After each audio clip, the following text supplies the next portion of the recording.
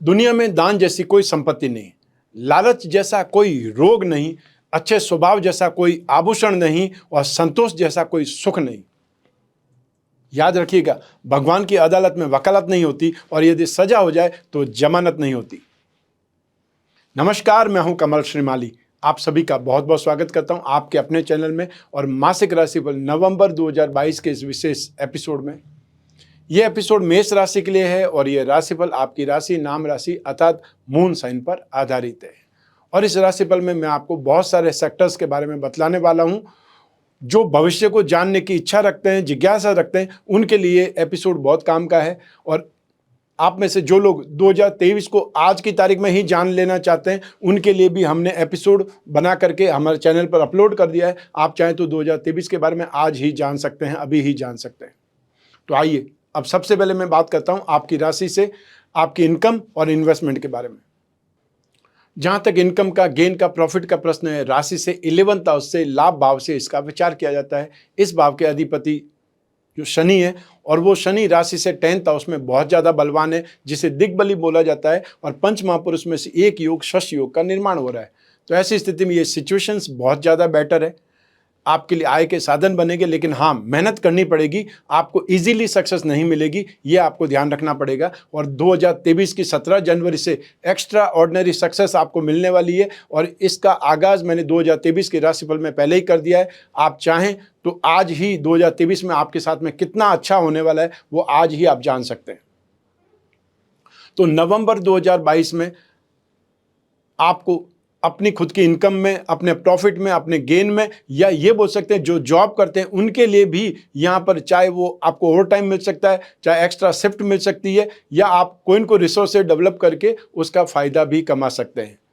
तो यहाँ पर 2022 के नवंबर में आप में से जो भी लोग सर्विस प्रोवाइडिंग सेक्टर से संबंधित लोग हैं, चाहे आप कॉन्ट्रैक्टर हैं और चाहे आप कोई हॉस्पिटल में काम करने वाले हैं, इलेक्ट्रिशियन है, प्लम्बर हैं, ड्राइवर हैं, लिफ्टमैन हैं, या कोई केमिस्ट हैं, metal, medicine, chemical, petroleum product, या ये बोल सकते हैं automobile industry, any type of transport, scrap, manufacturing sector और साथ ही साथ सर्विस प्रोवाइडिंग सेक्टर, लॉजिस्टिक्स से संबंधित काम करने वाले, शनि से संबंधित काम करने वाले सभी लोगों के लिए यहाँ पर स्थितियाँ बहुत बेटर है। तो साथ ही साथ यहाँ पर 13 नवंबर तक land and building, building material, construction, hotel, restaurant, खाने पीने की चीज़ों से संबंधित काम करने वाले, माइनिंग एंड हर्बल प्रोडक्ट से संबंधित काम करने वाले लोगों के लिए भी, इंफ्रास्ट्रक्चर से संबंधित काम करने वाले लोगों के लिए भी बहुत शानदार समय है। क्योंकि 13 नवंबर से मंगल नीच राशि में आ जाएंगे, जो कि आपके राशि का अधिपति है। तो वहाँ पर आपको अपने आप को बहुत ज़्यादा कंट्रोल करना पड़ेगा। लेकिन 13 नवंबर तक आप तेज़ी से डेवलपमेंट देखेंगे और आप जो भी एफर्ट करेंगे उसका आपको फ़ायदा मिलेगा। तो नवंबर 2022 में इनकम के मामले में आप भाग्यशाली रहेंगे, जो भी मेहनत करेंगे उसका फ़ायदा आपको दिखाई देगा। आइए अब बात करें इन्वेस्टमेंट की। राशि से 2nd हाउस से इन्वेस्टमेंट पर विचार किया जाता है और इस भाव का अधिपति शुक्र है। राशि से 7th हाउस में शुक्र को शुभ नहीं माना जाता है। ऐसी स्थिति में आपको आने वाले 11 नवंबर तक अपने आप को इन्वेस्टमेंट से दूर रखना है, अपने आप को कंट्रोल में रखना है, क्योंकि यहाँ पर नुकसान होने की गुंजाइश ज़्यादा है। तो आप 11 जो नवंबर के बाद में आप चाहें तो गोल्ड में, आप चाहें तो कोई ऑर्नामेंट्स में इन्वेस्टमेंट कर सकते हैं, फिजिकली इन्वेस्टमेंट करना चाहें तो भी गोल्ड और सिल्वर में कर सकते हैं, और आप चाहें तो स्क्रिप्ट के थ्रू इन्वेस्टमेंट करना चाहते हैं तो कॉस्मेटिक कंपनियों में या इलेक्ट्रॉनिक्स से संबंधित कोई भी आइटम बनाने वाली कंपनियों में, जेम्स एंड ज्वेलरी से संबंधित कोई भी कंपनी की स्क्रिप्ट मिल जाए उसमें इन्वेस्टमेंट करना, और या फिर फिल्म लाइन या टीवी से संबंधित कोई भी स्क्रिप्ट मिल जाए, अतः न्यूज़ चैनल से संबंधित कोई भी स्क्रिप्ट मिल जाती है तो उसमें इन्वेस्टमेंट करना बहुत ज़्यादा शुभ रहेगा। लेकिन वो 11 नवंबर के बाद में ही सही रहेगा। आइए अब बात करें आपके पारिवारिक सुख की। और ये राशि से 4th हाउस से सुख भाव से विचार किया जाता है। इस भाव पर बृहस्पति और शनि दोनों की दृष्टि है, लेकिन बृहस्पति की दृष्टि उच्च भाव पर है और शनि की शत्रु भाव पर है। तो ऐसी स्थिति में आपको मिला जुला मिक्स रिजल्ट यहाँ पर मिलेगा। जो आपके पारिवारिक सदस्य हैं उनकी आर्थिक उन्नति भी होगी, लेकिन साथ ही साथ आपसी मतभेद भी उभर करके सामने आएंगे।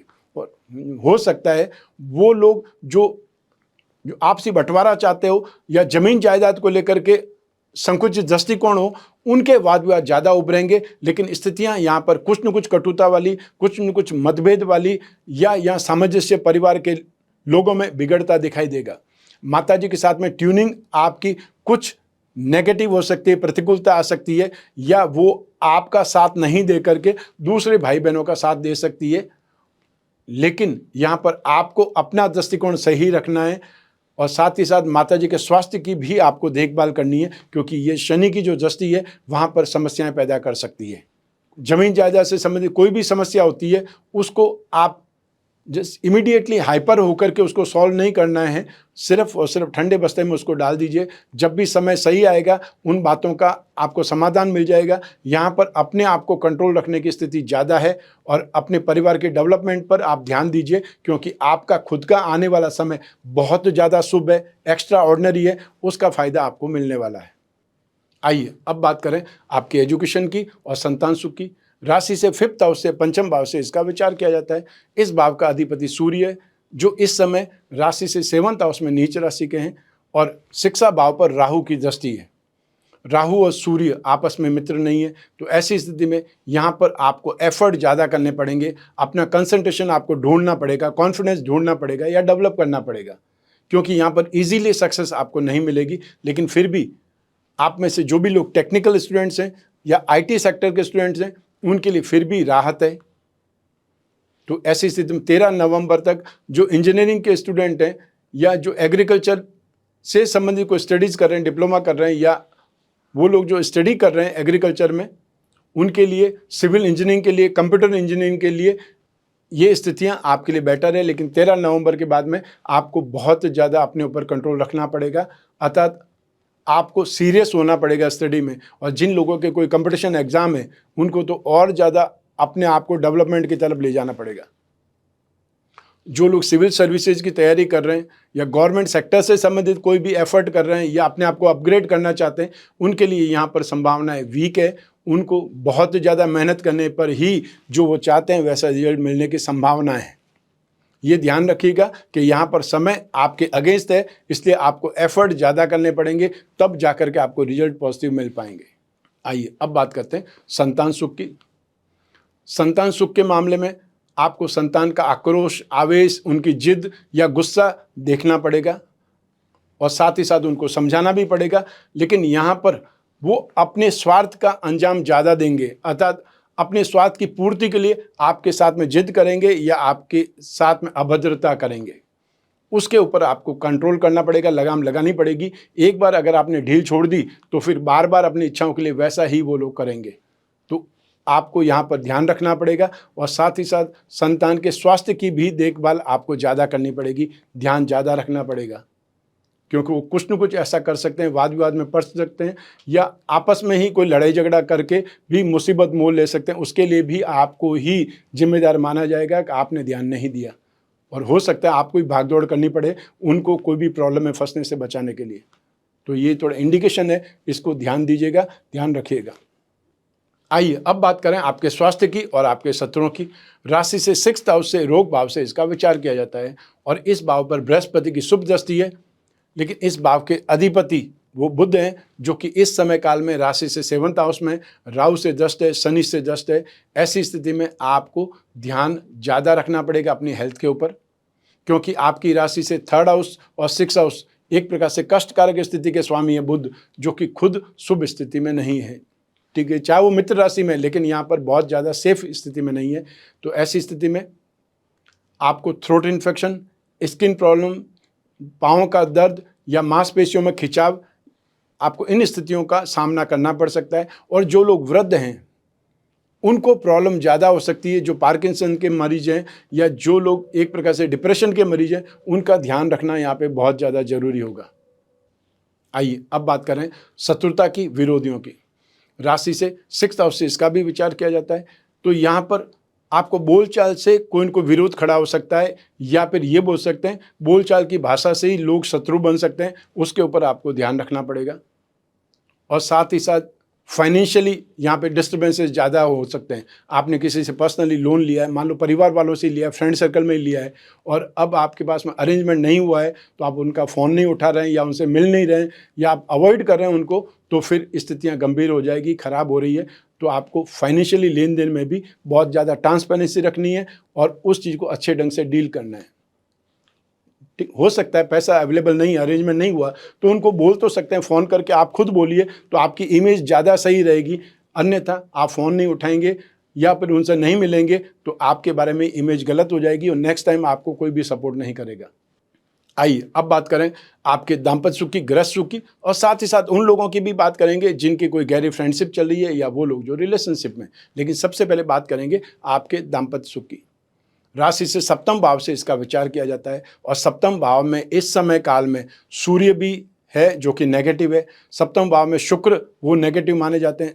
सप्तम भाव में केतु फिर भी उस सुख की लालसा ज़्यादा दे देते हैं, लेकिन यहाँ पे आर्ग्यूमेंट ज़्यादा होंगे क्योंकि सूर्य और बुध दोनों साथ में हैं। बुध और शुक्र दोनों साथ में, इसलिए लॉजिक का इस्तेमाल ज़्यादा करेंगे या कोई चीज़ की खोजबीन ज़्यादा करेंगे और यहाँ पे गलतफहमियां भी परेशान कर सकती है आपको, क्योंकि राहु की सीधी दृष्टि भी है।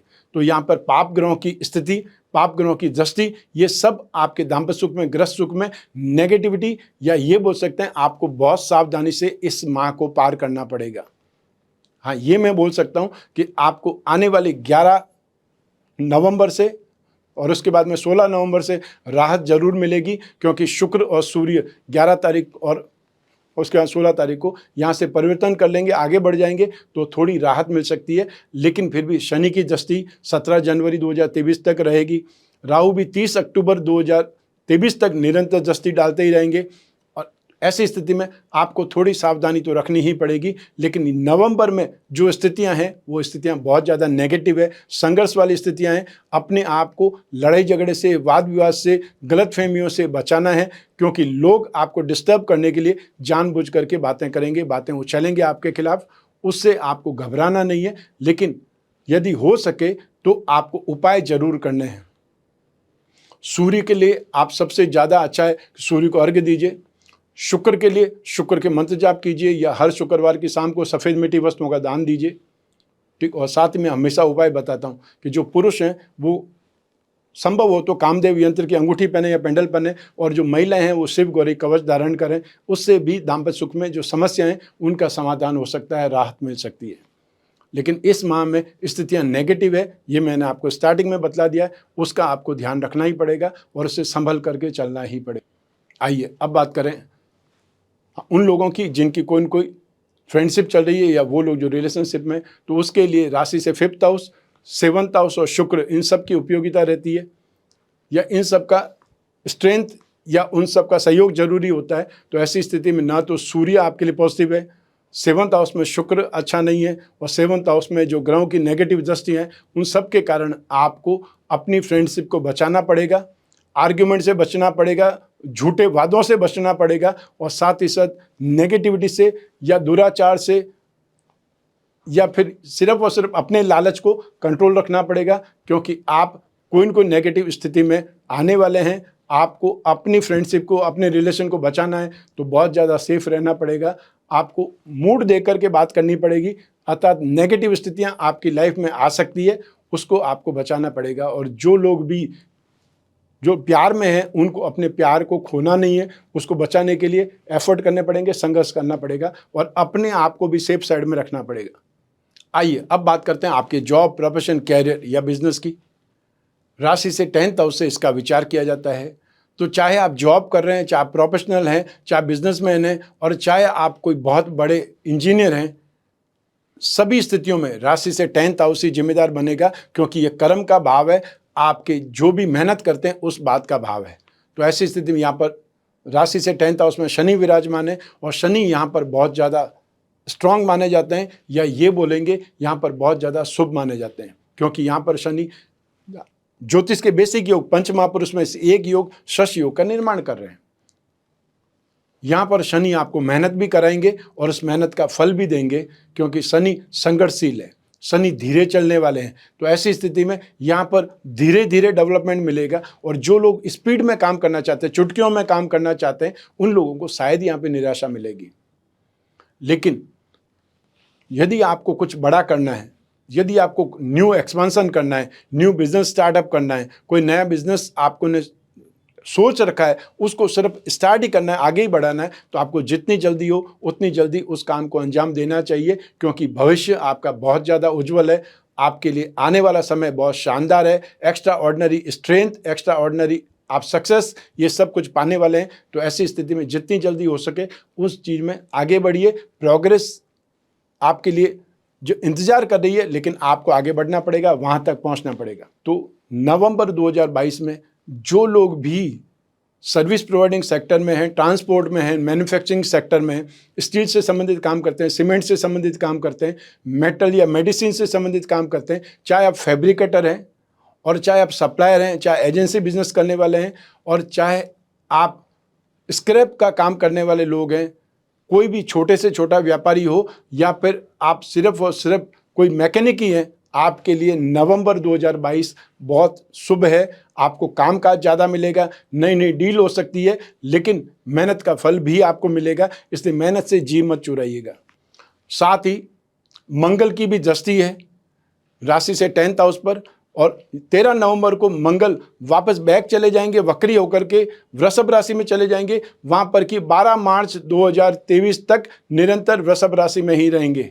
तो ऐसी स्थिति में यहाँ पर आपको मंगल का भी साथ मिलेगा, अर्थात इस स्थिति में आप land and building material, construction, hotel, restaurant, खाने पीने की चीज़ों का काम करने वाले, माइनिंग एंड हर्बल प्रोडक्ट का काम करने वाले, इंफ्रास्ट्रक्चर से संबंधित कामकाज करने वाले, फार्मा से संबंधित कामकाज करने वाले लोगों के लिए भी स्थितियां बहुत ज़्यादा बेटर है।